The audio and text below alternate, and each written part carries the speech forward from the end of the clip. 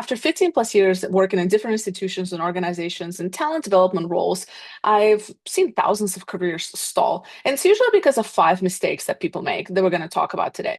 I'm Elena. I'm a talent development professional, career coach, and a former recruiter. I've also had 17 different jobs before I turned 25 and pivoted my career four times by now. So I know a thing or two about mistakes, and I'm now just wanting to help you build the career you deserve. So let's dive in.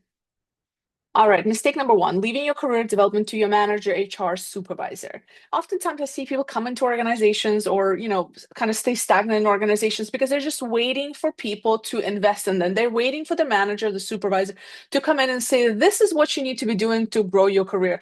And the reality is, as much as it probably should be the norm, it's not the norm. It's actually an exception if you have a really great manager who can support your career growth and really have that conversation with you. So please, instead, take accountability. And even if you're in a situation where your manager is not the best people manager, that's okay. It is what it is. Take accountability and focus on what you can control, which is how much you focus in your career, the kind of discussions that you're having, right? You don't need to have those discussions with anybody internally. You can actually watch videos like this. You can talk to career coaches. You can talk to mentors and so on. There's a lot of free resources available for you to invest in your career development. Mistake number two, waiting for permission. What I mean by that is that people often just expect that they're going to get promoted. They expect to get a new project. They expect that somebody somewhere knows how to read their mind. Instead, if you want that leadership role, start acting like a leader. You don't need to be in that position to start doing so. If you want to maybe pivot your career or gain different experience, start networking with people in different departments and seeing what are they working on and where can you add some value, where can you volunteer for projects and so on. Don't just wait for somebody to pick and choose you. It doesn't work that way, which is why a lot of times the people who get promoted and get those nice jobs and continue to grow their careers are not the ones that are the best for the jobs. They're just the ones that know how to advocate and position themselves for the job. So focus more on where do you need to advocate for yourself, ask for what you want, and don't be afraid to do so. Others are doing it. Mistake number three, not networking internally. I see a lot of people spend very siloed time in their organization. So meaning you just work on a team and that's it. You don't really spend time learning from other people. And that's a mistake because one, what if your manager leaves and he or she is the only person that knows what you bring to the table? What if there's an opportunity available, cross-functionally or on another department, especially if you're in a big organization, and you actually might be interested in making that pivot? It's much easier to make that pivot internally than externally.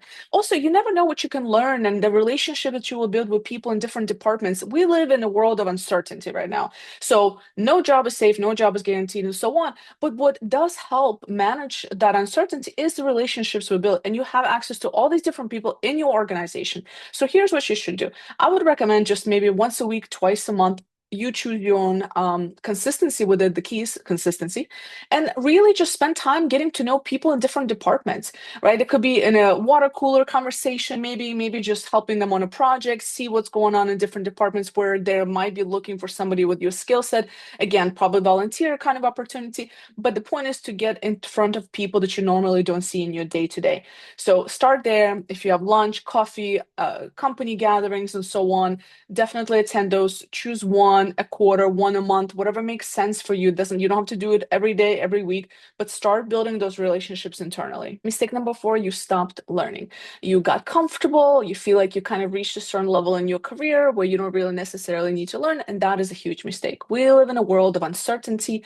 It's unpredictable where the world's going to go. It's unpredictable how technology is going to impact us. We can take guesses, but the reality is that this world is requiring us to learn fast, to adapt, to change, to pivot. And the only way you can do that is if you're continuously learning, because that's how learning is done. Learning is not done in like one big chunk of time. Learning is done in small pieces, choosing content that matters to you, choosing the format that works for you, right? And really just being strategic about what you're learning and exposing yourself to. If your algorithm is set to only specific kind of topic, explore other topics, explore other skill sets. Look at how are you going to stay relevant in the world of work? How are you going to continue to add value and deliver value to those around you? Because that is the only thing that you can control, and that will increase your chances of not having a job, of always being of value, and ultimately employed. So take 15 to 20 minutes each day, find those little nuggets of information, find that time to learn. You can batch learning, you can do like a specific topic every week, for example, or different topics in week increments and so on. But find time to learn new skill set in a way that works for you. Mistake number five, I see this quite a bit, and this happens in good economies and bad economies. People think that if they go and get a higher degree, a higher certification, or so on, it's going to open up doors for them. And that's the realities. It usually does not happen. So unless you're in a very specific field where you need a higher education degree, a certification of specific stamp, or so on, it's unlikely that that thing alone is going to drive your career. It does sometimes, but not as often as people think.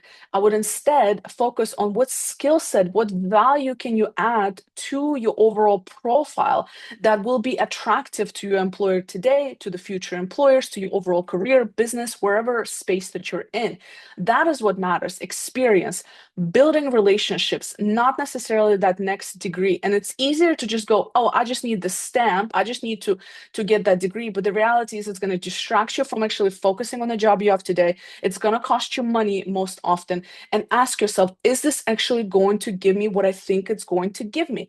Is this master's degree, is this MBA, is this expensive certificate that's going to take me months to study for going to be worth my while? And is it going to give me what I think it's going to give me? And a lot of times, not every time, but a lot of times, I have seen that it's not. It's not that thing that you think is going to solve all your problems and just going to get you noticed. It doesn't. It can be a supplemental thing for your experience, for the personal brand that you're building, for the networking relationships that you have, but it's not the only thing. So if all you're doing and the mistake you're doing is just going for that higher education or certification program that's going to take money and time out of your life, and you think that's going to solve your problems, it does not, most likely. So that is a mistake. Instead, I would ask yourself the question, is it really going to give me what I think it's going to give me? And where can I spend my energy and time instead that's going to bring me more value?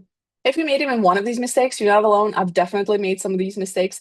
The good news is you can fix them starting today. And please do share, subscribe, come back for more of these career truth bombs, same time next week.